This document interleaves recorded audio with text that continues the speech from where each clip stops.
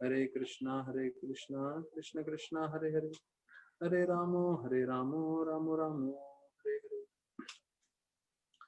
सभी भक्तों का स्वागत है आज के भागवत कथा में। बहुत बहुत धन्यवाद सभी भक्तों का जिन्होंने अपना समय निकाल के जुड़े हैं। तो प्रभुपाद के लीलामृत में चर्चा आ रही है। प्रभुपाद बताया जाता है कि जो हमारे भारतीय हैं जिन्होंने कभी गीता पढ़ा नहीं, हाँ हो सकता है धार्मिक होने के कारण सबके घर में गीता है, पर कभी गीता पढ़ा नहीं, कभी गीता समझा नहीं और गीता के हिसाब से उन्होंने कभी अपना जीवन व्यतीत नहीं किया। लेकिन प्रभुपाद जो है एक मैगजीन के द्वारा, जिसमें भी ज्यादा पन्ने नहीं है, 2-4 पन्ने का जो उन्होंने बैक टू गॉडेड मैगजीन बनाया था, उस मैगजीन के द्वारा वो ही गीता का ज्ञान जो है प्रभुपाद हर भारतीय को देना चाहते थे। और शायद उस भारतीय को मालूम भी नहीं होगा कि वही जो हमारे वेदों का जो सार है, जो सबसे मुख्य ज्ञान है, इन 2-3 पन्नों में जो है प्रभुपाद उनको समझा रहे थे और उनका पूरा जीवन परिवर्तित करने की कोशिश कर रहे थे। तो ये एक आचार्य जो है, वो आचार्य की निपुणता है। एक आचार्य जो है या जो वो इतने शक्तिशाली होते हैं, वो पूरे जो शास्त्रों को जो सार है 1-2 पन्नों में भी डालकर जो है सभी लोगों को तक पहुंचाने की कोशिश करते हैं, जिससे वो गीता से जुड़ जाएं, जिससे वो आध्यात्मिक ज्ञान समझ लें और जीवन में परिवर्तन कर सकें। अच्छा, अभी इसी वक्त जब हम लोग यहाँ पे चर्चा कर रहे हैं भागवतम पे, एक जीबीसी का एसपीटी टीम, एसपीटी जो है स्ट्रेटेजिक प्लानिंग टीम है, जो पूरे विश्व भर के भक्तों के लिए पूरा प्लानिंग करते हैं। अभी उनका चल रहा है एक मेडिकल कॉन्फ्रेंस, जिसमें पूरी दुनिया के 5 प्रमुख डॉक्टर हैं और जिसमें संजीव अग्रवाल लंदन के हैं और माधवानंद प्रभु बॉम्बे के हैं और बाकी 3 भी विश्व के अलग अलग कोने से डॉक्टर्स हैं। इसमें एक साइकेट्रिक डॉक्टर भी हैं। तो ये लोग अभी पैनल डिस्कशन कर रहे हैं, जिसमें वो बता रहे हैं कि कैसे हम जितने भी हमारे इस्कॉन के भक्त हैं उनको हम मदद करना चाहते हैं और एक डिवोटी केयर का, मेडिकल केयर का टीम बना रहे हैं, एक ऐसे लेवल पे जिससे किसी को भी मदद चाहिए हो, किसी चीज पे भी, कोई बड़ी बीमारी है या कुछ ऐसा है, तो उसमें वो मार्गदर्शन करेंगे उनको। क्योंकि अधिकांश समय हमें लगता है कि भाई हमें कोई बीमारी हो जाए या कुछ हो जाए तो ये जो डॉक्टर हैं वो हमें सही मार्गदर्शन कर रहे हैं कि नहीं। तो एक डिवोटी डॉक्टर्स का जो प्रोफेशनल वर्ल्ड में बड़े बड़े पोस्ट पे हैं और वो बहुत जो है उन्होंने कामयाबी प्राप्त की है, वो लोग सब मिलके एक टीम बना रहे हैं, जिसमें एक आईटी का प्रोफेशनल सेक्शन भी रहेगा, जिसमें आपके जितने भी रिपोर्ट्स हैं सब स्कैन करके अपलोड किए जाएंगे, जो सारे डॉक्टर्स देख सकते हैं और आपको सही समय पे मेडिकल एडवाइस दे सकते हैं। तो वो मीटिंग चल रहा था, मैं छोड़ के उसमें से आ गया क्योंकि हमारा 4 बजे का कथा है। तो उसमें बता रहे थे कि प्रभुपाद वैसे तो हमेशा आयुर्वेदा पालन करते थे, उनको आयुर्वेदा अच्छा लगता था। यहाँ तक कि प्रभुपाद बोले कि मेरे को इंजेक्शन मत चुबाया करो, मतलब इंजेक्शन मत लगाया करो, जो है मुझे ये बिल्कुल पसंद नहीं है। लेकिन जब प्रभुपाद बताया जाता है विदेश से ट्रैवल करके इंडिया आए और उनको निमोनिया हो गया था, तो उनको पेनिसिलिन दिया गया और प्रभुपाद का ये जवाब था, डू द नीडफुल। अर्थात अभी मैं बीमार हूँ और बीमार अवस्था से मुझे ठीक होना है जल्दी से जल्दी कि मैं भगवान की सेवा में लग सकूं, तो जो भी जरूरत पड़ रहा है वो आप कर लीजिए। तो यहाँ पे एक बहुत महत्वपूर्ण उद्देश्य आ रहा है, महत्वपूर्ण ज्ञान की बात आ रही है हमारे लिए कि जो प्रभुपाद ने ये बताया, डू द नीडफुल, मतलब उस समय उस परिस्थिति में जो भी हमें चाहिए वो हमें कर लेना चाहिए।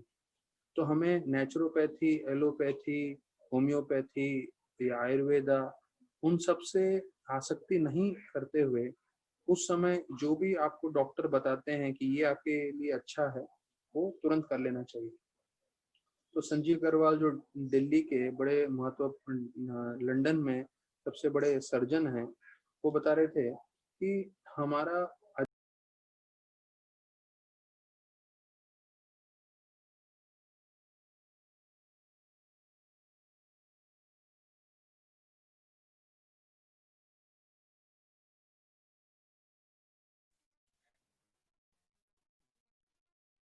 तो भक्तों का ये दृष्टिकोण रहता है कि हमें कृष्ण की भक्ति करनी चाहिए, कृष्ण पे निर्भर रहना चाहिए। तो अगर हमारे जीवन में कुछ भी परिस्थिति ऐसी आती है, विशेष रूप से जब हमारी तबीयत खराब हो, तब भी हमें कृष्ण पे निर्भर रहना चाहिए। तो ये सोच विचार अच्छी बात है, लेकिन उसके साथ साथ आपको जो है डॉक्टरों का मदद भी लेना चाहिए। और उन्होंने 3 उदाहरण दिए उसमें। उसमें बोले किसी को कैंसर हो रहा है, कोई जो है मानसिक रूप से बहुत ही डिप्रेशन में है, या कोई इन्फेक्शन हो गया है किसी शरीर के भाग में। तो ये सब में जितना भी आप समय गवाएंगे और समय आप इस तरह से बिताएंगे कि नहीं पे निर्भर हूँ, कृष्ण की भक्ति कर रहा हूँ, तो कृष्ण मेरी रक्षा कर लेंगे। तो सही है, कृष्ण तो अवश्य रक्षा करेंगे ही, पर कृष्ण ये भी चाहते हैं कि हम सब जो है अपने जीवन की जिम्मेदारी लें और खुद भी कार्य करें, और फिर वो कार्य करने के बाद जो उसका रिजल्ट है या जो भी उसका फल आने वाला है, वो हम कृष्ण पे जो है छोड़ सकते हैं। माधवानंद प्रभु बता रहे थे कि कैसे वो भक्तिवेदांत के तरफ से मायापुर में गए थे, और मायापुर में मायापुर फेस्टिवल के समय पेशेंट्स को देख रहे थे। तो एक पेशेंट के पैर पे बड़ा घाव लग गया था और उसमें इन्फेक्शन भी हो रहा था। तो वो जो है उसको ट्रीट करने जा रहे थे, तो वो पेशेंट बोलता है कि आप डॉक्टर हैं, आप इसको जो है इंजेक्शन और वो सब देने से अच्छा गोबर लगाना चाहिए, क्योंकि शास्त्रों में लिखा है गोबर सबसे उत्तम है। तो माधवानंद प्रभु ने बोला कि मैं आपकी बातों को मानता हूँ, लेकिन मैं गोबर के लिए आपको नहीं सलाह दूंगा। मैं चाहूंगा कि यहाँ पे पूरा जो इन्फेक्शन है उसको पूरा का पूरा क्लीन करना पड़ेगा, और उस पर फिर एंटीसेप्टिक लगाना पड़ेगा, मेडिकेशन देना पड़ेगा। ये गोबर से नहीं होने वाला। तो माधवानंद प्रभु भी बोल रहे थे कि हमें समझना चाहिए कि हाँ, हम वैदिक शास्त्रों पे निर्भर रहते हैं और हमें उस पर विश्वास रखना चाहिए, लेकिन जब परिस्थिति ऐसा आपसे डिमांड कर रही है कि आप मेडिकल हेल्प लीजिए, तो आपको तुरंत जो है मेडिकल हेल्प लेना चाहिए। फिर एक साइकेट्री की तरफ से जो है प्रश्न उठाता है कि जो भक्त होते हैं वो बाहर की दुनिया के लोगों के मुकाबले जो है भक्त जो है काफी प्रसन्न और शांत रहते हैं। तो बताया जाता है क्यों। तो ये नॉन डिवोटी डॉक्टर बता रहे हैं, जो अभक्त हैं, वो बोल रहे थे कि ये लोग आप देखिए कीर्तन कैसे करते हैं। तो जब आप देखेंगे ये लोग को कीर्तन करते हुए, तो आपको समझ में आएगा कि किस तरह से वो जोर जोर से चिल्लाते हैं, और चिल्लाने से उनके मन में जो भी फ्रस्ट्रेशन है, जो भी तकलीफ है, वो पूरा निकल जाता है। इतना जोरदार वो कीर्तन करते हैं, इतना जोरदार वो चिल्लाते हैं, ताली बजाते हैं या करताल मृदंग बजाते हैं और नाचते हैं। तो उसमें अगर व्यक्ति के अंदर कुछ नेगेटिव इमोशंस भी रहेगा, नेगेटिव विचार भी रहेंगे, तो पूरे निकल जाएंगे। इसलिए भक्त लोग जो है ज्यादा खुश रहते हैं। अब ये कौन बोल रहा है? ये एक नॉन डिवोटी डॉक्टर बोल रहे हैं कि भाई इनका संकीर्तन में बड़ा शक्ति है। तो देखिए ये सब चीजें हमें बता रहा है कि भौतिकवादी जो डॉक्टर्स हैं या मटेरियल वर्ल्ड में भी बाहर के लोग कितनी प्रशंसा कर रहे हैं जो हम आध्यात्मिक चीज करते हैं, और उसका वाकई असर भी रहता है। क्योंकि जो साइकेट्रिक डॉक्टर हैं वो बता रहे थे, जब हम हरे कृष्णा महामंत्र जप करते हैं तो हमें लग रहा है हम सिर्फ मंत्र जप कर रहे हैं, पर वास्तविक रूप में हमारे जो प्रारब्ध कर्म है उसका भी वो विनाश करते जा रहा है। भले ही हम ध्यान से जप नहीं कर रहे हो तब भी, तो ध्यान से जप करेंगे तो देखिए कितना फायदा होगा। तो उसके कारण जो है हमारे जीवन में अपने आप सुधार आने लगता है। और एक जो टीम में थे जो रिसर्च किए हैं 30 कंट्रीज में, और 30 कंट्रीज में से जो भक्तों का उन्होंने लाइफस्टाइल देखा है, तो बोला डिवोटी का लाइफस्टाइल जो है बाहर वाले लोगों से काफी अच्छा है। खाने के मामले में जो उनका जो लाइफस्टाइल जा रहा है उसके बारे में, क्यों? क्योंकि वो कृष्ण भक्ति से जुड़े हुए हैं, कृष्ण का जो है वो ध्यान कर रहे हैं। तो देखिए ये बहुत महत्वपूर्ण विषय है जो हमें समझना है कि संकीर्तन और जप, इन दोनों में भक्तिसिद्धांत ठाकुर बताते हैं संकीर्तन ज्यादा महत्वपूर्ण है। क्यों? क्योंकि जपा जब हम करते हैं तो उससे सिर्फ हमारा कल्याण हो रहा है, लेकिन जब हम संकीर्तन करते हैं तो उससे दूसरों का भी कल्याण होता है। तो देखिए अगर उदाहरण के रूप में माना जाए, तो हो सकता था पिछले 6 महीने में मैं सोचता था कि मैं अकेला ही बैठ के जप करता रहता हूँ, मैं जप करूंगा तो मेरा अच्छा आध्यात्मिक उन्नति होगा। और ज्यादा से ज्यादा समय में जप करूं, तो वो अच्छी बात थी, मेरा चेतना में शुद्धिकरण होता था।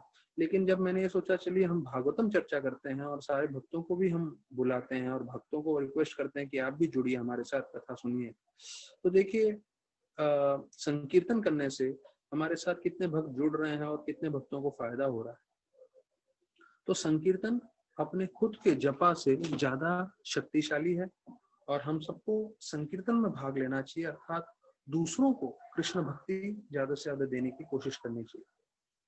और इसमें हमने चर्चा किया कि कैसे हमें बैलेंस होना जरूरी है, जिसे बोलते हैं नाम संकीर्तन, वैष्णव सेवा और जीव दया। तो इन तीनों के बीच में जो है हमारा बैलेंस होना जरूरी है, क्योंकि अगर बैलेंस नहीं होगा तो हम सिर्फ एक ही चीज करते रहेंगे, वो अच्छा नहीं है।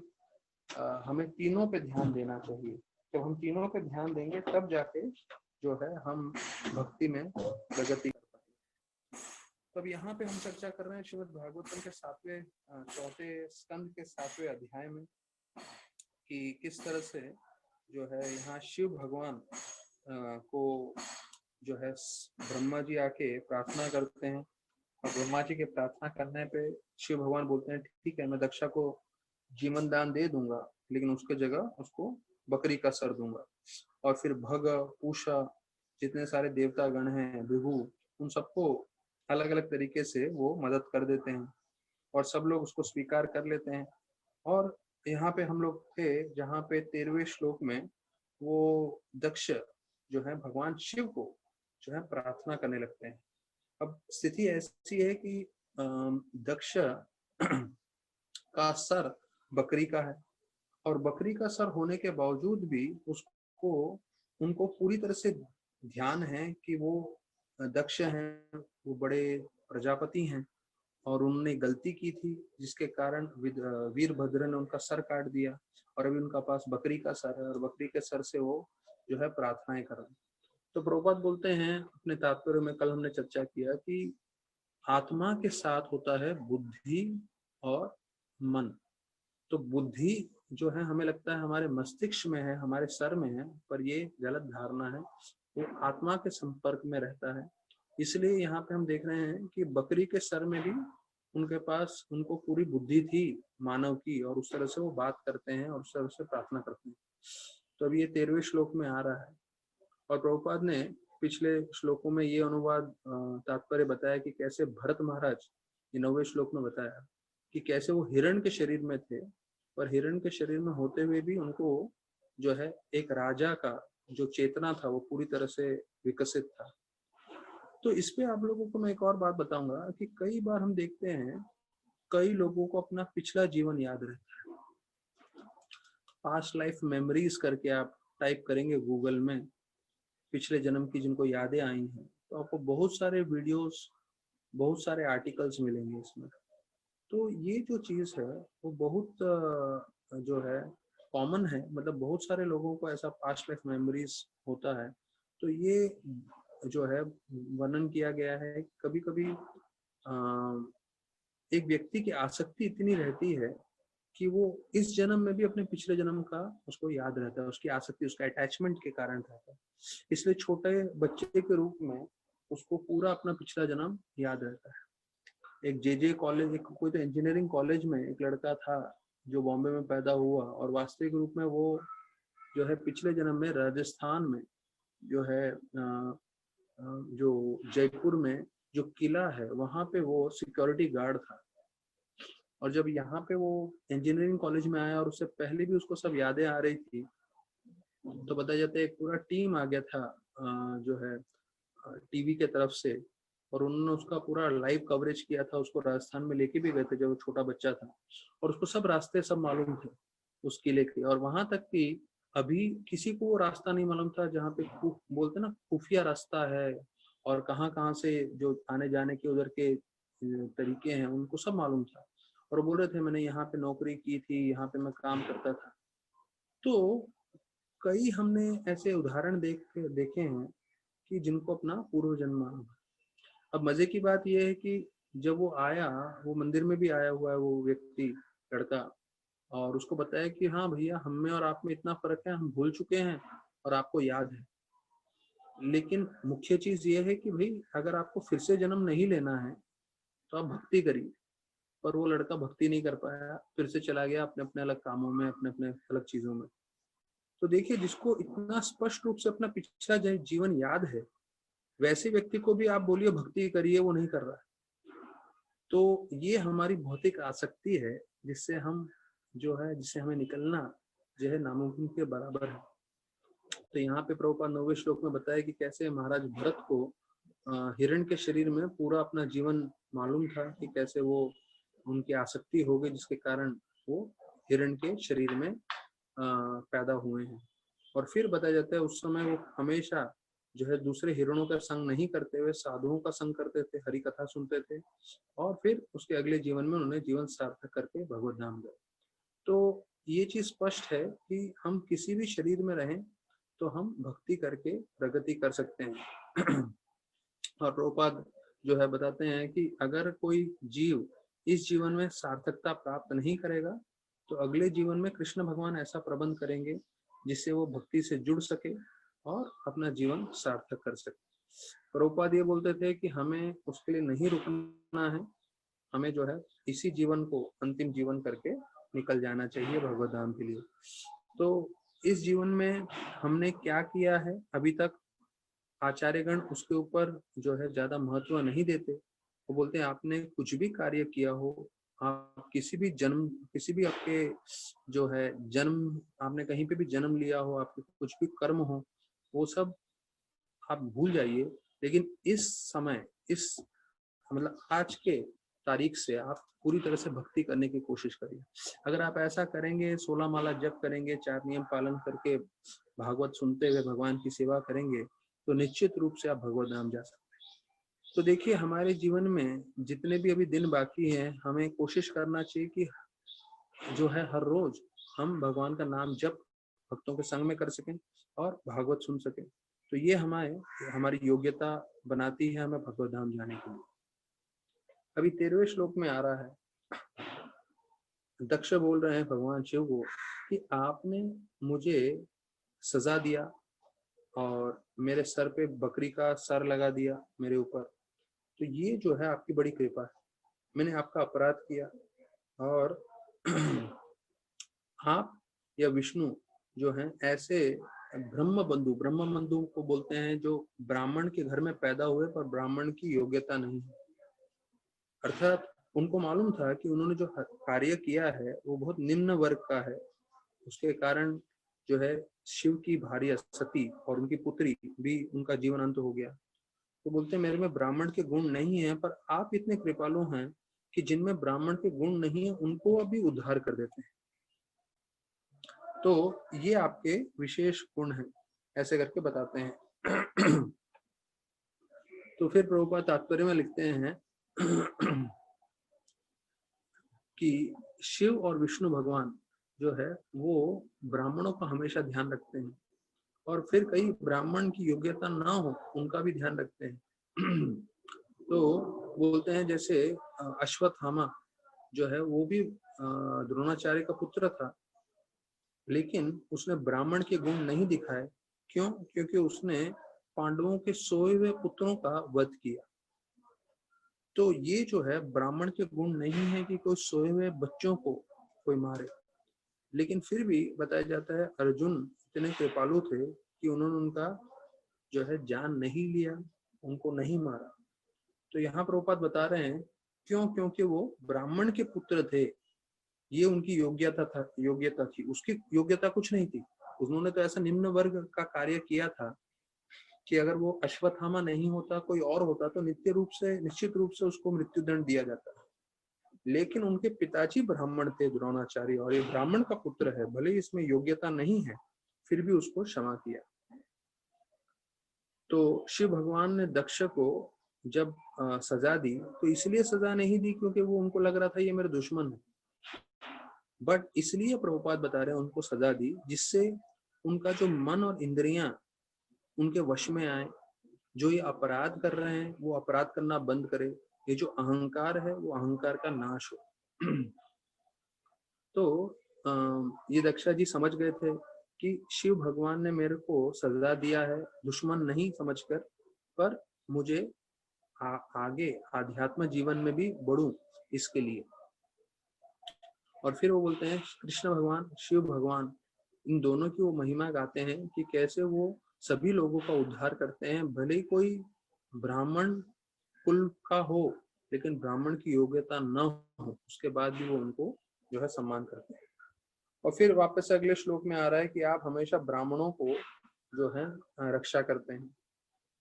तो लोग बोलते हैं ब्राह्मण जो है विद्या, तप, व्रत, आत्म साक्षात्कार के लिए करते हैं, लेकिन जैसे बोलते हैं कि एक जो ग्वाला होता है वो अपनी लकड़ी से हमेशा अपने गैया को बचा के रखता है, तो उसी प्रकार से आप जो है ब्राह्मणों को और अपने भक्तों को बचा के रखते हैं। और बोलते हैं कि इसीलिए अब ये शिव भगवान को प्रार्थना करते हुए बोल रहे हैं, इसीलिए आपकी उत्पत्ति हुई है ब्रह्मा के द्वारा, कि आप हमेशा जो है भक्तों को बचा के रखें, जैसे एक ग्वाला अपनी गैया को बचाता है। तो यहाँ पे प्रभुपाद बताते हैं मनुष्य जीवन का उद्देश्य है कि मन और इंद्रियों को वश में करना, और ये ही शास्त्रों का सार है। तो भगवान शिव को पशुपति बताया गया है।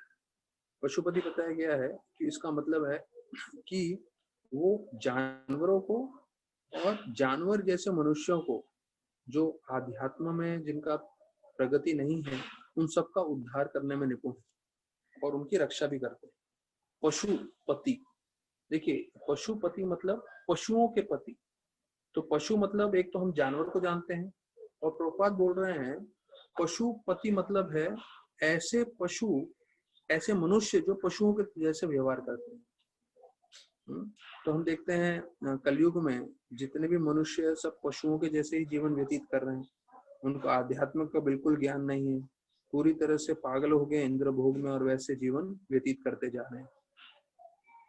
तो यहाँ पे अंतिम कर रहे हैं, अंतिम इसमें लिख रहे हैं 14वें श्लोक के तात्पर्य में कि जब जानवर तरह के व्यक्ति होते हैं तो उनको दंडित करना पड़ता है, और जो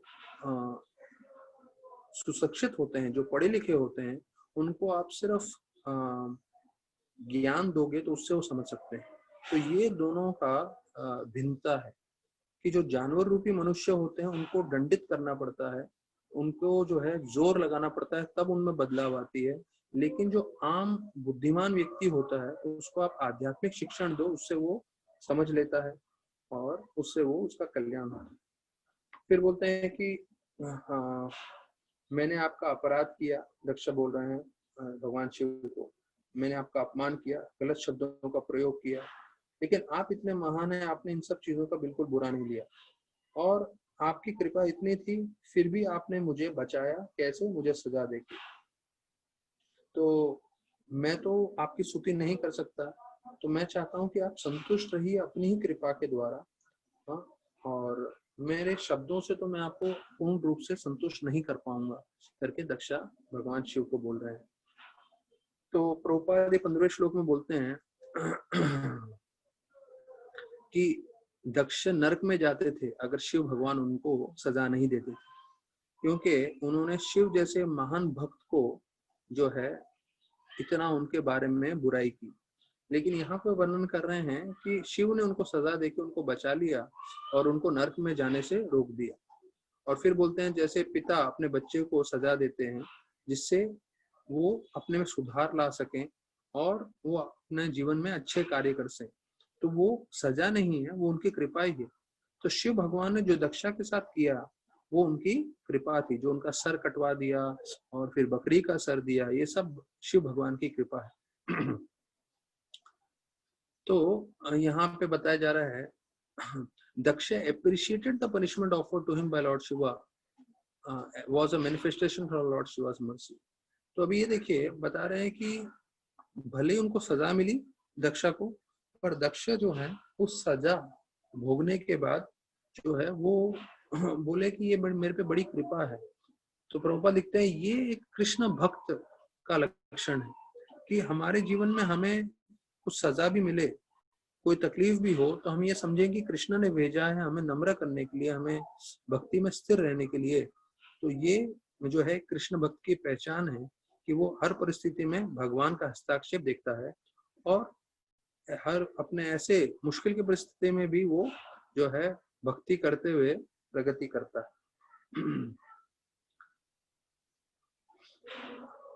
तो बताया जाता है कि भक्त जो है उसके जीवन में जब भी विकट परिस्थिति आती है तो वो ये नहीं देखता कि ये भगवान ने मेरे जीवन में नुकसान कर दिया, नहीं, भक्त का ये सोच नहीं होता। भक्त ये सोचता है कि मेरे जीवन में अगर मुश्किल परिस्थिति भी आई है, ये भी भगवान की कृपा है। ये प्रभुपाद जो है तत्नु संपाश मुख्य मानो, जो हम लोग ने कई श्लोक पहले चर्चा किया था 10वें स्कंद भागवतम का, उसमें भी प्रभुपाद ने यही बताया था और हम लोग ने जो है उसके ऊपर पूरा जो है पॉइंट्स भी पढ़े थे, 4 पॉइंट्स की कैसे हमें जो है जब मुश्किल की परिस्थिति आती है तो क्या करना चाहिए। तो पहला समझना चाहिए कि भगवान की कृपा है। दूसरा, अपने आप को जिम्मेदार समझना चाहिए कि ये हमारे कर्मों के कारण ही हो रहा है और ऐसे स्तर में हमें ज्यादा भक्ति करनी चाहिए। चौथा, ऐसे स्तर में हमें विचलित नहीं होना चाहिए। तो ये 4 जो नियम पालन करते हैं तो वो भगवत धाम जाने के लिए तैयार हो जाते हैं। तो ये हमने सुना था। अभी प्रभुपाद वापस से इसी चीज को दोहरा रहे हैं कि जब मुश्किल परिस्थिति भक्त के जीवन में आती है तो भगवान को दोष नहीं देते, वो सोचते हैं भगवान की कृपा है जो मेरे जीवन में आए और ऐसे समय में मैं विचलित ना हूं और मैं ज्यादा से ज्यादा भक्ति करने की कोशिश करूं। तो एक भक्त को समझना है कि अब से लेके अपने जीवन पर्यंत उसको जीवन में एक ही उद्देश्य होना चाहिए, मैं भक्ति कैसे बढ़ाऊं, मैं भक्ति कैसे बढ़ाऊं। बस उसका एक ही उद्देश्य होना चाहिए और कोई उद्देश्य नहीं होना चाहिए। अगर वो भक्ति बढ़ा रहे हैं, भले अच्छी परिस्थिति हो या बुरी परिस्थिति हो, भले सब अच्छा चल रहा हो या मुश्किलें आ रही हो, अगर वो हमेशा ये सोचता रहेगा कि मैं भक्ति, अपना सेवा, अपनी चेतना भगवान से ज्यादा आसक्त करूं, ज्यादा बढ़ाऊं, तो वो आध्यात्मिक प्रगति कर रहा है और वो भगवत धाम जाने के लिए अपना रास्ता स्वयं बनाते जा रहा है। तो हमें विचलित नहीं होना चाहिए। कोई दूसरा भक्ति कर रहा है कि नहीं कर रहा है, कोई दूसरा माला कर रहा है कि नहीं कर रहा है, कोई दूसरा सत्संग में आ रहा है कि नहीं आ रहा है, आप उसको मत देखिए, आप स्वयं आ रहे हैं कि नहीं वो देखिए, आप स्वयं भक्ति कर रहे हैं कि नहीं देखिए। क्योंकि अगर वो कर रहा है, नहीं कर रहा है, तो हो सकता है अवश्य रूप से अगर कोई कर रहा है तो हमें प्रोत्साहन मिलता है, अगर वो नहीं कर रहा है तो उससे हमें जो है डिस्करेज नहीं होना चाहिए, जो है हमारी प्रेरणा कम नहीं होनी चाहिए और हमें जो है पूरी स्फूर्ति से भक्ति करते रहना चाहिए। फिर 16 से 25 श्लोक में वर्णन आता है कि कैसे दक्ष जो है यज्ञ प्रारंभ करते हैं और यज्ञ इस बार करने का उद्देश्य है भगवान विष्णु को प्रसन्न करना और इस बार जो है ब्रह्मा और शिव दोनों विराजमान हैं। तो बोलते हैं शिव भगवान ने उनको क्षमा कर दिया और फिर ब्रह्मा की कृपा लेके जो है फिर से वो यज्ञ प्रारंभ करते हैं। पुरोदास यज्ञ इसका नाम है और इसमें बताया जाता है क्योंकि उस समय उधर सर काट दिया था और पता नहीं क्या क्या जो है वो भूत प्रेत पिशाचों ने सब कर दिया था। तो पुरुदोष यज्ञ का वर्णन आता है, वो विशेष रूप से करते हैं जो जगह को स्वच्छ करने के लिए। क्योंकि अगर विष्णु भगवान के लिए यज्ञ कर रहे हैं, विष्णु भगवान के लिए सेवा कर रहे हैं, तो वो जगह पूरी तरह से साफ होना चाहिए। प्रभुपाद लिखते हैं अगर कोई जगह साफ ना हो और वहां पे आप भगवान विष्णु के लिए सेवा करने जाओ तो वो जो है सेवा अपराध माना जाता है। मतलब हमें जब भी भगवान की सेवा करनी है तो स्वच्छ जगह पे करनी चाहिए, नहीं तो वो सेवा अपराध में आ जाता है। तो फिर बताया जाता है वीरभद्र और जितने भी शिव के अनुयायी थे उनको वीरस बोलते हैं, प्रभुपाद लिखते हैं। तो सारे के सारे भूत प्रेत के कैटेगरी में आते हैं। हाँ, दे आर घोस्टली डीमंस, मतलब पूरे दानव थे, पूरे भूत प्रेत थे वो लोग सब। तो उनके स्पर्श करने से वो सब चीजों का शुद्धिकरण करना चाहता था। तो हम जब भी दीक्षा के लिए बैठते हैं, मैंने इतने सालों में जितना महाराज का दीक्षा का जितना समारोह में भाग लिया है, तो महाराज हमेशा ये श्लोक बोलते हैं, ओम अपवित्र पवित्रो वा सर्वावस्था गतोपि वा यह सम्रेट पुंडरीकाक्षम स भ्याभ्यांतर शुचि। तो इस श्लोक का मतलब है कि अगर हम पवित्र हैं या अपवित्र हैं, लेकिन दोनों ही स्थिति में अगर हम विष्णु भगवान को ध्यान कर लें, पुंडरीक आक्षम सभ्याभ्यांतर शुचि, तो हम अंदर से और बाहर से पूरी तरह से हमारा शुद्धिकरण हो जाएगा। तो यहाँ पे भी वही श्लोक का अनुवाद आ रहा है 17वें श्लोक में। तो वो बात बता रहे हैं कि अगर हम भगवान का स्मरण करते हैं, भगवान को याद करते हैं, तो हमारा पूरी तरह से शुद्धिकरण हो जाता है। तो विष्णु भगवान का एक नाम आया है यहाँ पे 17वें श्लोक में, जिसे बोलते हैं त्रिकपाल। त्रिकपाल, त्रिकपाल मतलब है जो तीनों लोक को जो है शुद्धिकरण कर सकते हैं, त्रिकपाल। तो ये भगवान का एक नया नाम जो है आज सुनने को मिला। तो अभी यहाँ पे 18वें श्लोक में भी चर्चा हो रही है, 18वें 19वें श्लोक में, कि वो यज्ञ करने से भगवान विष्णु स्वयं प्रसन्न हो जाते हैं और वैदिक मंत्रों के उच्चारण से जो है भगवान हरि जो है गरुड़ के कंधे पे विराजमान होके आते हैं, और जैसे वो प्रवेश करते हैं तो वहां के चारों दिशाएं उज्ज्वलित हो जाती हैं और सारे देवता जो है वो भगवान को देख के एकदम प्रसन्न हो जाते हैं। तो प्रभुपाद लिखते हैं, any devotee who is sanctified, who in sanctified meditation following the regulative principles chants the required mantras in service and in devotional mood can see Vishnu. तो प्रभुपाद इस 18वें श्लोक के तात्पर्य में बता रहे हैं हम कैसे भगवान को देख सकते हैं। तो अधिकांश लोग बोलते हैं आप हमें भगवान को दिखा सकते हो। तो प्रभुपाद बताते हैं हाँ दिखा सकते हैं, ये देखिए इसके यहाँ बताया गया है कैसे आपको भगवान को देखना है। तो उसको अपना जो है नाम जप करना चाहिए, 4 नियम पालन करने चाहिए और सेवा भाव में भक्ति करनी। अगर हम ये बहुत ध्यान पूर्वक करेंगे तो हम भगवान को देख सकते हैं। तो जो भी व्यक्ति है, अगर कोई भी बोलेगा कि हाँ मुझे भगवान को देखना है, हाँ, तो कम से कम ब्रह्म मुहूर्त में 16 माला, 4 नियम और दिन भर सेवा भाव से वो कार्य करने लगेंगे, तो उससे हम अवश्य भगवान को देख पाएंगे। तो ये जो चीज है हम सबको समझना है कि जो हम भक्ति के मार्ग में लगे हैं तो समय की बात है।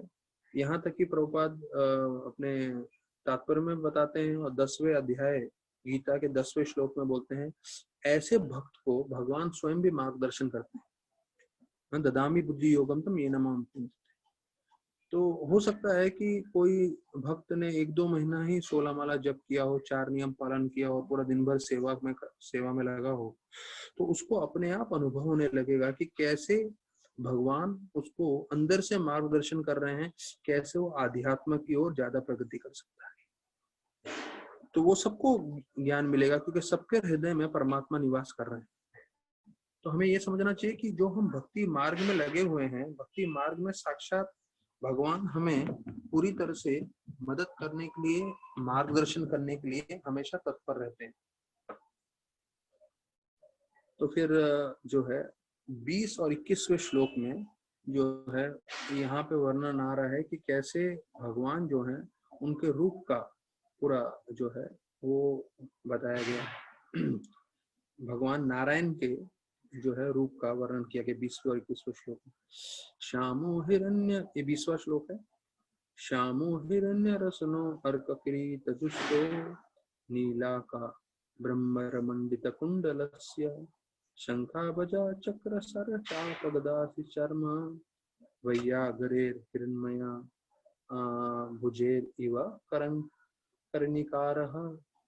अब ये श्लोक में बताया गया है कैसे भगवान का रंग कैसा है, श्यामा मतलब काले रंग के हैं, और उनके कपड़े कैसे रंग के हैं, वो हैं सोने के रंग के, हिरण्य। फिर बताया जाता है उन्होंने एक मुकुट पहना हुआ है भगवान नारायण ने, और ये जो मुकुट है वो किसके समान है, एक सूर्य के समान चमक रहा है। और उनके जो चेहरे पे जो है उन्होंने कुंडल पहना हुआ है, इयररिंग्स। तो ये हम देखते हैं कि भगवान के कान में हमेशा कुंडल रहते हैं, भगवान के कान कभी खाली नहीं रहते। और फिर भगवान जो नारायण है वो जो है उन्होंने 8 हाथ जो 8 भुजाओं के साथ उन्होंने अपना दर्शन दिया है। तो वैसे हम देखते हैं विष्णु भगवान हमेशा 4 हाथ के साथ रहते हैं, शंख चक्र गदा पद्म। लेकिन यहाँ पे भगवान 8 हाथ के साथ उन्होंने दर्शन दिया है, और 8 हाथ में जो है और 4 चीजें हैं, वो है तीर, कमान, कवच और तलवार। तो शंकर चक्र गदा पद्म, तीर, कमान, कवच और तलवार, तो ये 8 चीजें थी भगवान के हाथ में, और उससे भगवान जो है सोने के आभूषणों के साथ भगवान प्रकट हुए। फिर अगले श्लोक में वर्णन किया गया है कि उनका शरीर जो है नीले तरह के कमल के समान था, और उनके छाती पे जो है लक्ष्मी विराजमान थी, और उन्होंने फूलों की माला पहनी थी। तो ये जो छाती पे जो है लक्ष्मी विराजमान है, तो आज तुलसी विलास प्रभु हमारे साथ जुड़े नहीं हैं, ये कल मैं अपने प्रवचन में बताने वाला था, तो मैंने उनको फोटो भेजा था, तो शायद वो आज तो है नहीं, तो कल शायद आप लोगों को मैं फोटो दिखाऊंगा इसी पे। मैंने तिरुपति बालाजी का क्लोजअप फोटो लिया था जब उनका अभिषेक हो रहा है। तो जब तिरुपति बालाजी, मैं शेयर कर रहा हूँ। अच्छा, you have that photo, please show. Good, देखिए ये, हाँ ये इसको जरा एक्सपांड करिए, इसमें आप, हाँ देखिए आ गया फोटो आ गया। ये देखिए, इसमें आप देखिए 2 आपको, हाँ बस होल्ड करिए, 2 आपको लक्ष्मी दी दिखेंगे। एक तो सोने की लक्ष्मी आपको दिख रही है जो भगवान तिरुपति बालाजी के छाती पे है, और उसके जो है हमारे जब हम देख रहे हैं तो लेफ्ट साइड में देखिए उनके छाती पे एक लक्ष्मी का पूरा मार्क है, वो थोड़ा सफेद में गहरा ये किया हुआ है। हाँ, आपका एरो लेकर आइए और एरो नीचे लाइए, ये लेफ्ट में, ये राइट। अभी एरो से देखिए, ये भी लक्ष्मी का चिन्ह है तिरुपति बालाजी का। तो भगवान के जो है छाती पे साक्षात लक्ष्मी जी विराजमान रहती है। तो एक तो ये सोने की लक्ष्मी है, और दूसरा ये लक्ष्मी है। ये तिरुपति बालाजी जो हमारे बोल सकते हैं पूरे भारत में सबसे प्रसिद्ध विग्रह हैं, जिसमें सबसे ज्यादा लोग जो है दर्शन के लिए आते हैं। तो वहां पे भी ये रीति है कि भाई लक्ष्मी जी उनके छाती पे विराजमान हो। तो देखिए, ये जो शास्त्र में जो हम पढ़ रहे हैं और ये जो हम तिरुपति बालाजी में साक्षात रूप से देख रहे हैं, ये दोनों में आप कंपैरिजन कर सकते हैं और देख सकते हैं यहाँ पे एक नहीं 2 लक्ष्मियों को बिठाया हुआ है। एक तो उनके शरीर पे ही बना हुआ है, और दूसरा लोहे के सोने की लक्ष्मी को भी विराजमान किया उनके छाती पे। तो यहाँ पे जो है 21वें श्लोक में यही बताया गया है कि लक्ष्मी जी साक्षात उनके छाती पे हमेशा रहती हैं, और उनका जो चेहरे पे जो है उनकी एक मुस्कान रहती है, और वो जब दृष्टिपात करते हैं तो बताया जाता है वो पूरी की पूरी दुनिया के लोगों को आकर्षित कर देते हैं उनकी मुस्कान से, और विशेष रूप से उनके भक्तगणों को। तो अभी आप वो तस्वीर भी देखेंगे वापस से। तो अभी तो हमने सिर्फ छाती पे, फिर से फोटो लगाइए वो आप। अभी तो हमने सिर्फ लक्ष्मी को देखा, अभी लक्ष्मी के साथ साथ अभी भगवान के आप एक्सपांड करिए और भगवान के चेहरे पे लेकर आइए।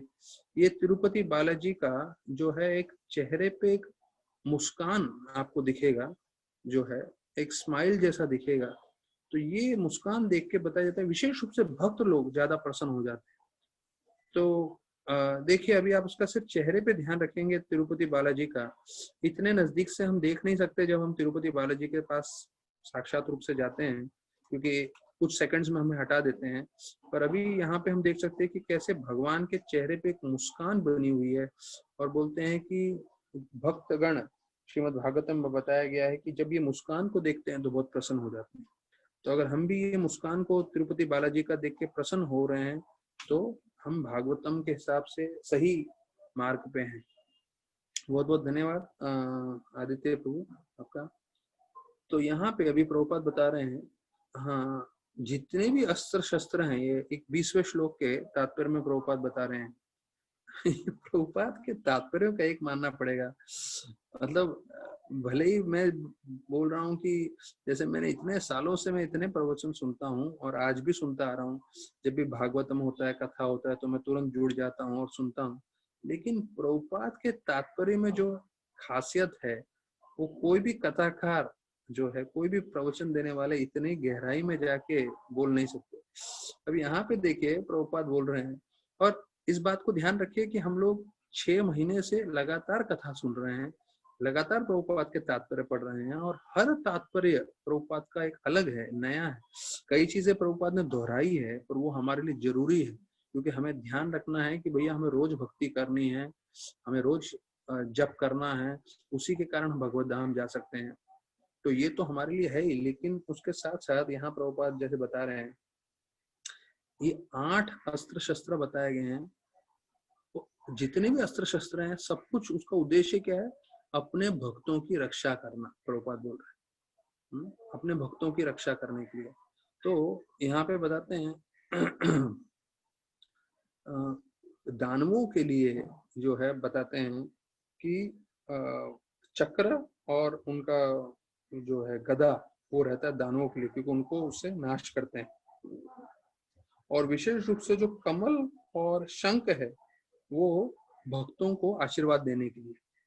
तो प्रभुपाद उसके ऊपर के पैराग्राफ में लिखते हैं कि जितने भी अस्त्र शस्त्र हैं वो सब भक्तों को बचाने के लिए। और नीचे यहाँ लिख रहे हैं कि 2 अस्त्र शस्त्र हैं जो दानवों का अंत करते हैं। अच्छा, जब दानवों को अंत करते हैं तो वो भी क्यों करते हैं? क्योंकि भक्तों को बचाना है। तो दोनों में कॉन्ट्राडिक्शन नहीं है, दोनों में सेम चीज है।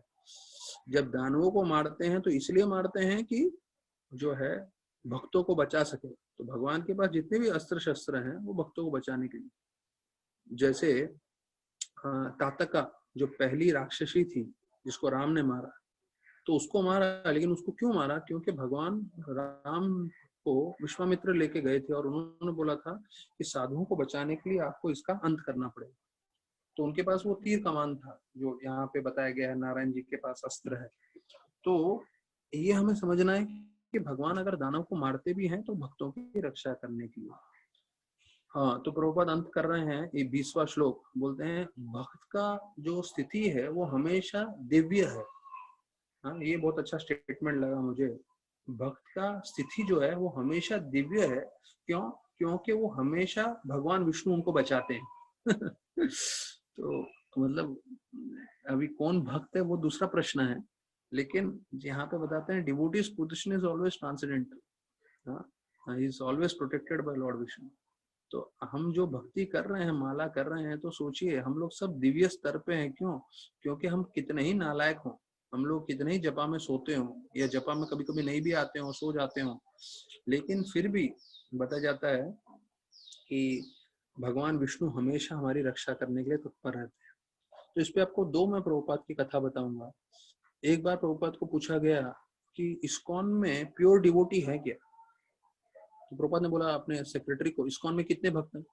तो उसने पूरा वर्ल्ड वाइड का हिसाब बताया और बोला प्रभुपाद 1,500-2 हजार होंगे इस वक्त। तो प्रभुपाद बोले हाँ 2,000 प्योर डिवोटी है। तो प्रभुपाद ने एक बार ऐसा स्टेटमेंट दिया कि जितने भी इस्कॉन में डिवोटी है सारे प्योर डिवोटी। और दूसरी बार ऐसा जब डिवोटी का प्रश्न आता था तो प्रभुपाद बोलते थे इस्कॉन में एक ही डिवोटी है, वो हूं मैं, बाकी सब डिवोटी बनने के लिए मेहनत कर रहे हैं करके।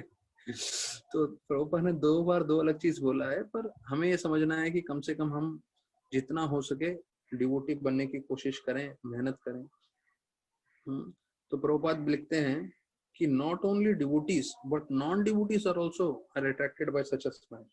तो भगवान का जो सौंदर्य है, भगवान का जो मुस्कान है वो इतना खूबसूरत है कि भक्त तो छोड़िए, जो अभक्त होते हैं वो भी पूरी तरह से आकर्षित हो जाते हैं। और बताया जाता है दोनों तरफ से नारायण जी को चामर से सेवा कर रहे थे, जो एक बतख के समान लग रहे थे। और उनके सर पे जो है छतरी थी जिसको कैनपी बोलते हैं, जो एक चंद्रमा के समान लग रहा था। जैसे राजा महाराजों के होते हैं ना, जब वो हाथी पे जाते हैं तो उनके सर के ऊपर एक छतरी जैसा रहता है। तो यहाँ पे बताया गया है कि दुर्योधन के बारे में वर्णन आता है कि दुर्योधन ऐसा उसके चेतना ऐसी थी कि वो कभी भी अपने ऊपर किसी को आने नहीं देता था। तो उसको हिंदी में चंदवा बोलते हैं या मंडप बोलते हैं या शामियाना बोलते हैं। तो ये कैनेपी के 3 शब्द हैं। कैनेपी का हिंदी वर्ड मालूम नहीं था तो बात करते करते मैंने गूगल पे सर्च कर लिया। आपको शामियाना बोलिए या मंडप बोलिए या जो भी बोलिए, समझ गए ना, जो छतरी जैसा रहता है।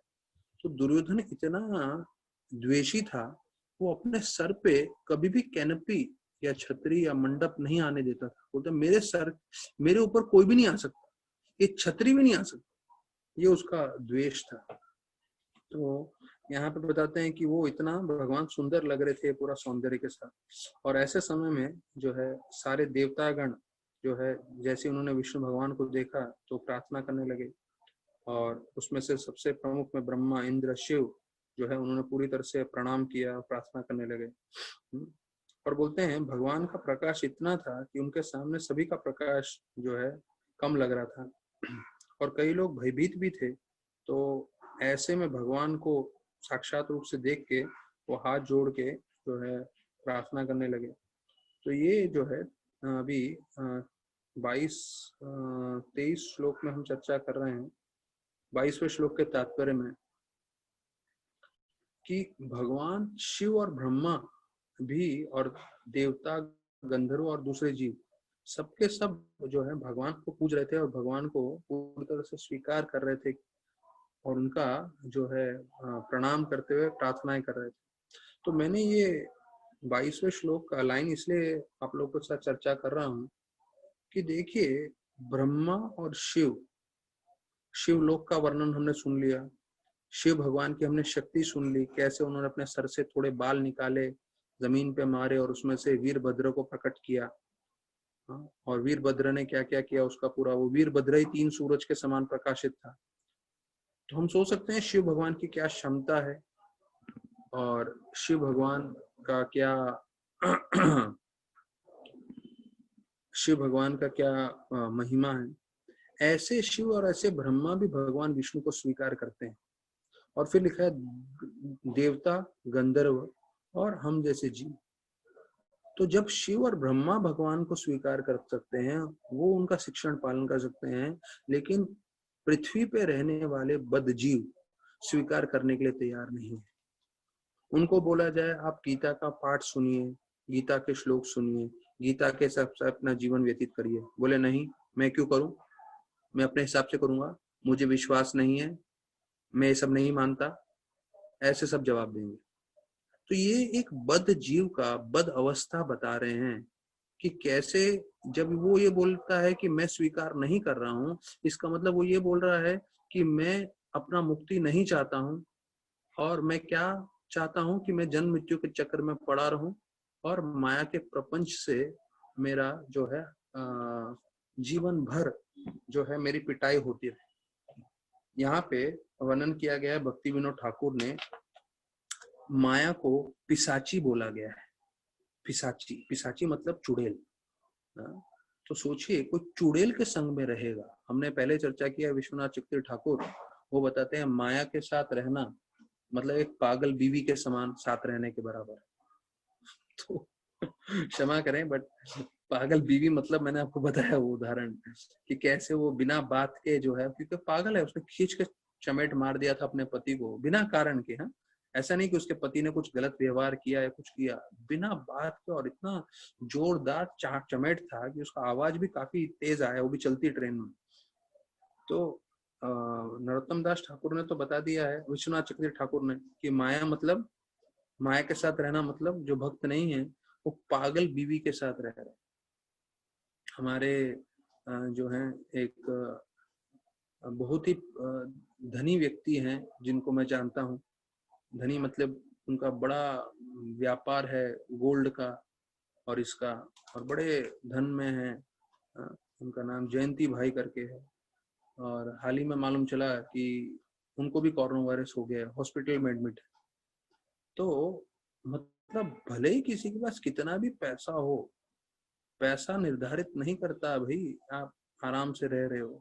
हाँ, लग रहा होगा बंगला है, घर है, पैसा है, सब है, लेकिन पागल बीवी भी साथ में है जो कब खींच के चमेट मारे बिना कारण के, और सिर्फ चमेट ही नहीं मार सकती, कुछ भी मार सकती उठा के।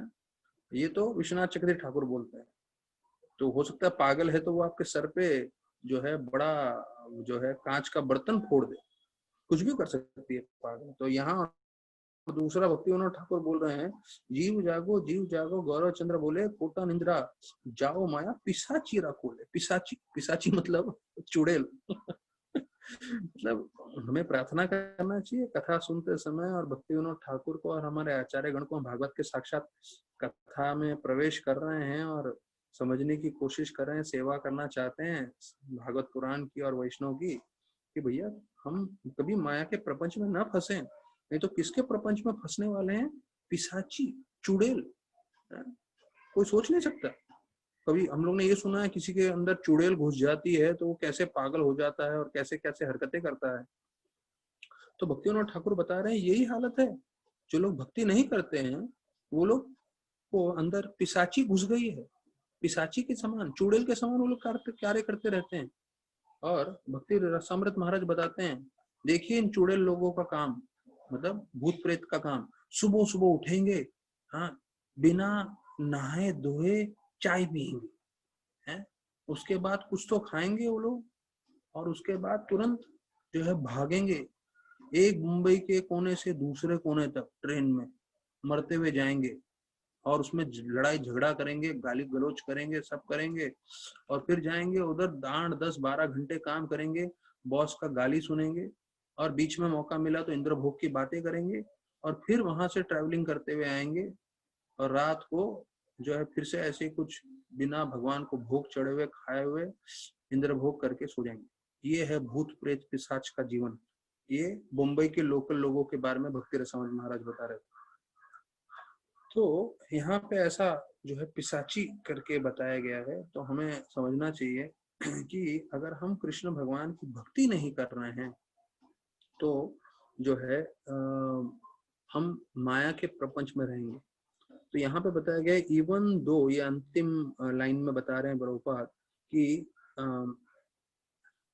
even though Lord Shiva was previously referred to in prayers by Brahma as the supreme। अच्छा, यहाँ पे देखिए एक बहुत अच्छा पॉइंट आ जाता है, क्योंकि कई लोगों का प्रश्न है कि अरे शिव भगवान तो सुप्रीम नहीं है। तो यहाँ पे बता रहे नहीं, शिव भगवान सुप्रीम नहीं है। क्यों शिव भगवान सुप्रीम नहीं है? मतलब पहले उनको शिव महान है करके ऐसे स्तुति किया, ऐसे करके उनको बताया, वो ठीक है, लेकिन जैसे साक्षात अभी जो है भगवान विष्णु आ गए तो शिव भगवान भी जो है पूरी तरह से दंडवत प्रणाम करके उनकी भक्ति करने के लिए जो है तैयार हो गए। तो ये वर्णन कर रहे हैं कि कैसे शिव भगवान पूर्ण पुरुषोत्तम नहीं है, भले उनको भगवान करके संबोधित किया गया है, पर जैसे विष्णु आए तो शिव भगवान ने भी साष्टांग दंडवत दे दिया, शिव भगवान भी उनकी प्रार्थना कर रहे हैं, शिव भगवान भी स्वीकार कर रहे हैं कि विष्णु आप परम है। तो ये जो है उसके बारे में बता रहे हैं। तो इसके साथ साथ मैंने जरा ये देख रहा था कि आज के दिन पे 5 बजे के बाद बलदेव प्रभु गिरनार पर्वत और डाकोर इसके बारे में प्रवचन देने वाले हैं। तो जिन भक्तों को गिरनार पर्वत और डाकोर के बारे में सुनना हो तो उसके बारे में सुन सकते हैं। जैसे कल कुरुक्षेत्र के बारे में बताया गया था, तो हमारे पास ये स्वर्ण अवसर है, आखिरी 6 दिन बच गए हैं अधिक मास के, तो सब तीर्थ जगह का श्रवण कर सकते हैं और उसके बारे में जानकारी प्राप्त कर सकते हैं। और मानसिक रूप से आप जो है प्रणाम करते हुए, श्रवण करते हुए जा रहे हैं तो आप इन सब स्थान में प्रवेश भी कर सकते हैं।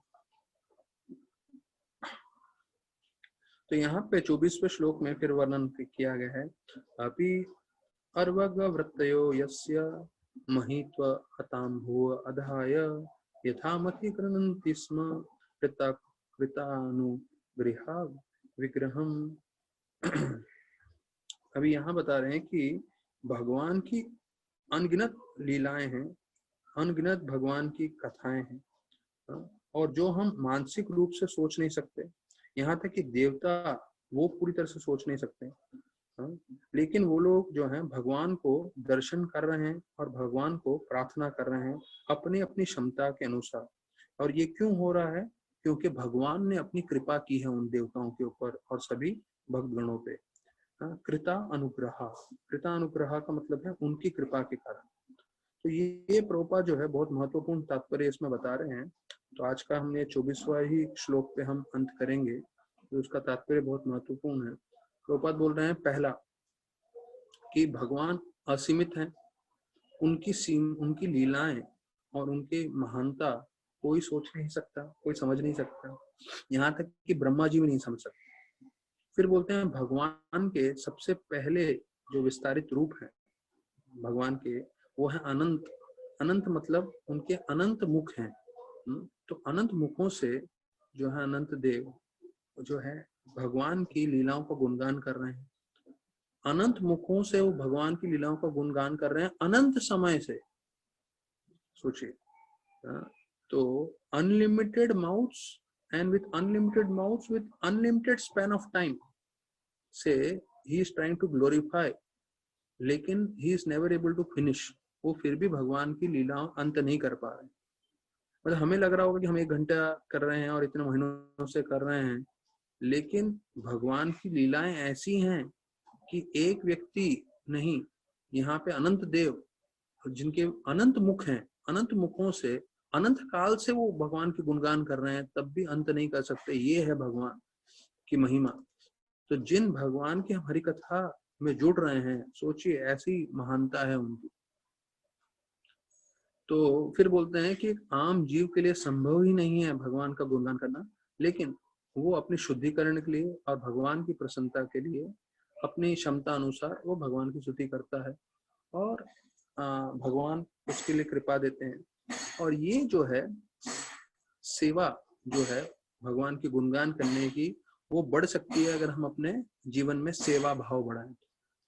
जब हम सेवा भाव बढ़ाएंगे तो सेवा भाव से जो है ये भगवान का गुणगान करने की क्षमता भी हमारे जीवन में बढ़ेगी।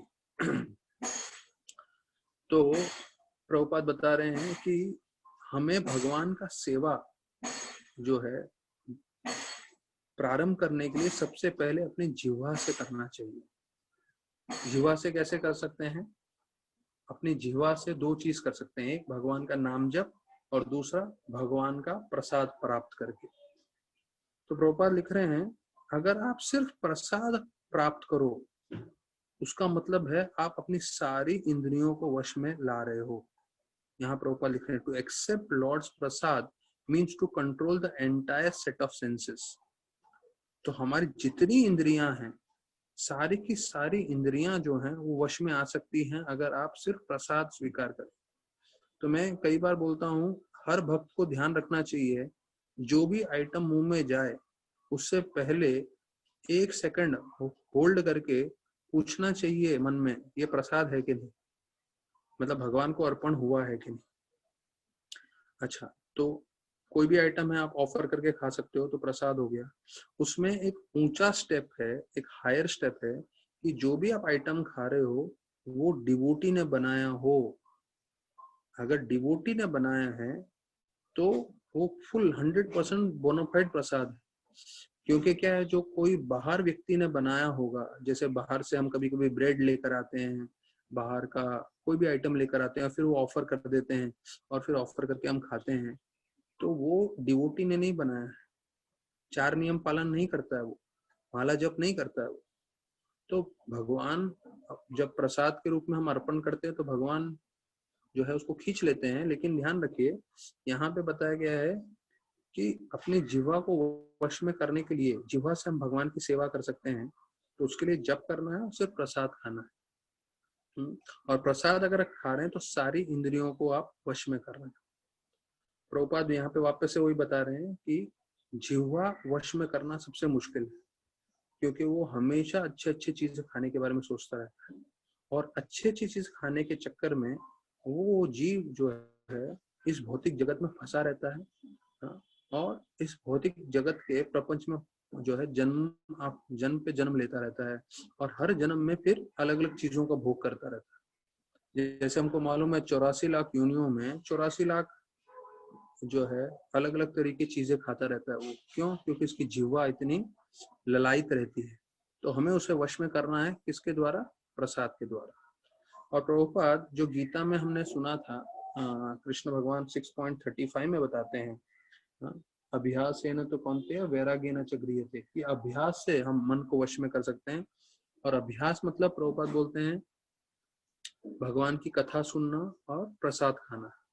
यहाँ पे प्रभुपाद बोलते हैं उसी के कॉन्टेक्स्ट में, chanting is the medicine and Prasad is the diet. तो देखिए वहां पे बताया था मेडिसिन क्या है? भगवान की हरि कथा। यहाँ पे प्रभुपाद 24वें श्लोक में क्या बोल रहे हैं 7वें अध्याय के? Chanting is the medicine. तो हमें समझना है प्रभुपाद ने दो जगह पे दवाई, दो चीज को बोला है, एक जगह जप को बोला है, एक जगह भगवान की हरि कथा को बोला है। तो अगर हम दोनों जोड़ दे तो समझ जाएं कि अगर हम रोज जप कर रहे हैं और भागवत सुन रहे हैं तो हम दवाई ले रहे हैं, और डाइट प्रभुपाद बोल रहे हैं क्या है, प्रसाद।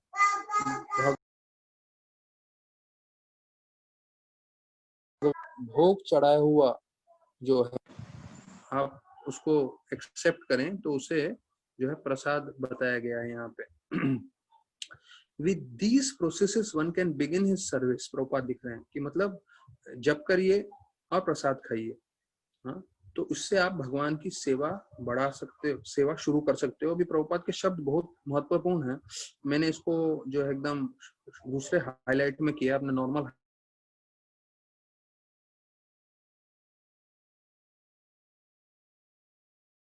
तो प्रभुपाद बता रहे हैं वैभव प्रभु विशुद्ध सत्व, आपके डैडी मेरे को कॉल करना है, आप प्लीज कॉल करके उनको बोल दीजिए कि मैं अभी प्रवचन में हूँ। हाँ, यहाँ पे बताया गया है with this processes one can begin his service. तो जो है आप सेवा प्रारंभ कर सकते हैं, कैसे, जप करके, प्रसाद खा के। एज द सर्विसेज इंक्रीज, मतलब आप जैसे जैसे बढ़ाओगे, मतलब ज्यादा जप, ज्यादा प्रसाद और ज्यादा भगवान का हरि कथा, the Lord reveals more and more to the devotees. देखिए, जैसे आप अपनी भक्ति बढ़ाओगे तो आप ये मत सोचिए कि मुझे कौन मार्गदर्शन करेगा। ये एक भक्त को पूरी तरह से जो है समझना चाहिए कि भगवान स्वयं आपको मार्गदर्शन करेंगे। The Lord reveals more and more to the devotee. ये मेरे शब्द नहीं है, प्रभुपाद के शब्द हैं, भागवत के शब्द हैं। आप प्रामाणिकता से भक्ति करिए, फिर भगवान हैं आपको मार्गदर्शन करने के लिए। कैसे करेंगे वो भगवान पे है, जैसे बोलते हैं गीता में, अंदर से ददामी बुद्धि होगा। लेकिन आपका कार्य क्या है, सेवा बढ़ाना। कैसे सेवा बढ़ाना, जप बढ़ाओ, श्रवण बढ़ाएं, प्रसाद ही लें जितना हो सके अपने जीवन में, तो आप जो है भक्ति में बढ़ते जाएंगे। अब फिर अंत में बोल रहे हैं, there is no limit to his glories and there is no limit to engaging oneself in the service of the lord. जैसे भगवान की लीलाएं अनंत हैं, वैसे भगवान की सेवा अनंत है। तो हमें भक्त को ये नहीं सोचना चाहिए अरे ये सेवा कैसे कर सकते हैं या वो सेवा कैसे कर सकते हैं या मैं 10 सेवा कैसे ले सकता हूँ। भगवान की शक्ति प्राप्त हो जाएगी तो हजारों की सेवा, हजार सेवा भी आप कर पाओगे। क्यों? क्योंकि भगवान अनलिमिटेड है, भगवान की सेवा अनलिमिटेड है, और भगवान की कृपा हम पे होगी तो भगवान हमें अनलिमिटेड शक्ति देंगे उनकी अनलिमिटेड सेवा करने के लिए। तो कई भक्तों को लगता है कि अरे ये कैसे होगा, वो कैसे होगा। चिंता मत करिए, भगवान की सेवा है और भगवान पूरी तरह से पर्याप्त हैं आपको शक्ति देने के लिए, संपूर्ण रूप से सेवा करने के लिए। तो हम 24वें श्लोक पे यहाँ विराम करेंगे और फिर कल 26 से 47 श्लोक में सारे देवतागण प्रार्थना कर रहे हैं। तो उन सभी देवतागण विष्णु भगवान को क्या प्रार्थना करते हैं वो हम सुनेंगे, और फिर भगवान दक्ष को भी शिक्षण देते हैं और दक्ष अपना यज्ञ संपन्न करते हैं, और उसके साथ फिर ये अध्याय समाप्त होगा। तो ये सब चर्चा कल होगा। तो अभी डाकोर जिसको जाना है वो प्रवेश कर सकते हैं कथा के द्वारा। बहुत बहुत धन्यवाद सभी भक्तों का। और कल एकादशी भी है, तो कल हम एकादशी की महात्मा भी सुनेंगे, और कल सुबह 5 बजे से जपा प्रारंभ हो जाएगा जो 10-11 बजे तक चलेगा। तो जिन भक्तों को हमारे साथ जुड़ना है एक्स्ट्रा राउंड्स करने के लिए, याद रखिए अधिक मास का ये आखिरी एकादशी है। उसके बाद जो है 2 साल के बाद जब अधिक मास आएगा तब हम जुड़ पाएंगे। तो जिनको आध्यात्मिक उन्नति ज्यादा से ज्यादा करनी है तो कल एकादशी का आखिरी दिन है, तो आप सब जुड़ सकते हैं। बहुत बहुत धन्यवाद सभी भक्तों का। हरे कृष्णा।